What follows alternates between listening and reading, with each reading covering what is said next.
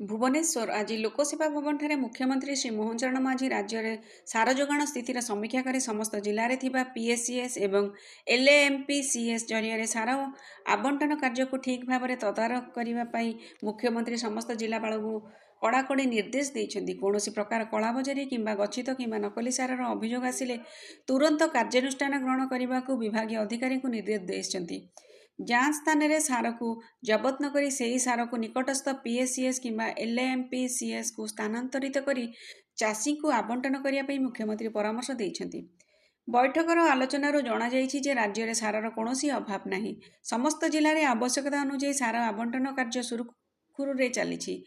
ସୂଚନା ଅନୁଯାୟୀ 2025 ଖରିଫ ଋତୁରେ ସେପ୍ଟେମ୍ବର 30 ସୁଦ୍ଧା ସମୁଦାୟ 9,55,000 ମେଟ୍ରିକ୍ ଟନ୍ ସାର ଆବଶ୍ୟକ ଥିଲାବେଳେ କେନ୍ଦ୍ର ସରକାର ଏହି ପରିମାଣର ସାର ଆବଣ୍ଟନ କରିଛନ୍ତି। ଆବଶ୍ୟକ ହେଲେ ଅଧିକ ସାର ପାଇଁ ଅନୁରୋଧ କରାଯିବ। ବର୍ତ୍ତମାନ ସୁଦ୍ଧା ରାଜ୍ୟ ସରକାରଙ୍କ ପାଖକୁ ସମୁଦାୟ ମହଜୁଦ ଥିବା 11,66,733 ମେଟ୍ରିକ୍ ଟନ୍ ସାର ମଧ୍ୟରୁ 9,85,967 ମେଟ୍ରିକ୍ ଟନ୍ ସାର ବିକ୍ରି ହୋଇସାରିଛି। ବୈଠକରେ ଜିଲ୍ଲାରେ ସାରର ଷ୍ଟକ୍ ସ୍ଥିତି ଏବଂ ଆବଶ୍ୟକତା ଅନୁସାରେ ପିଏସିଏସ୍ ଏବଂ ଏଲ୍ଏମ୍ପିଏସ୍କୁ ବିଭିନ୍ନ ଗ୍ରେଡ୍ର ସାର ଯୋଗାଇ ଦେବା ପାଇଁ କୃଷି ବିଭାଗକୁ ମୁଖ୍ୟମନ୍ତ୍ରୀ ନିର୍ଦ୍ଦେଶ ଦେଇଛନ୍ତି। ସେହିଭଳି ମାର୍କଫେଡ୍ର ଅଧିକାରୀମାନଙ୍କୁ ସାର ଯୋଗାଣ ତ୍ୱରାନ୍ୱିତ କରିବାକୁ ମଧ୍ୟ ମୁଖ୍ୟମନ୍ତ୍ରୀ ପରାମର୍ଶ ଦେଇଛନ୍ତି।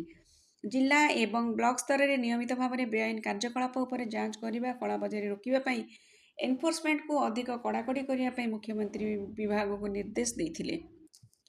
ଏହି ଅବସରରେ ମୁଖ୍ୟମନ୍ତ୍ରୀ କହିଥିଲେ ଯେ ପ୍ରତ୍ୟେକ ଜିଲ୍ଲାରେ କ୍ରପ୍ ଡିଭର୍ସିଫିକେସନ୍ ଏବଂ ଇଣ୍ଟିଗ୍ରେଟେଡ୍ ଫାର୍ମିଂ ସିଷ୍ଟମକୁ ଅଧିକ ଗୁରୁତ୍ୱ ଦେବା, ତୈଳବୀଜ ଏବଂ ଡାଲି ଜାତୀୟ ଫସଲ କରିବା ପାଇଁ ପ୍ରୋତ୍ସାହନ ଦେବା ପାଇଁ ରାଜ୍ୟ ସରକାର ବିଭିନ୍ନ ପଦକ୍ଷେପ ନେଇଛନ୍ତି।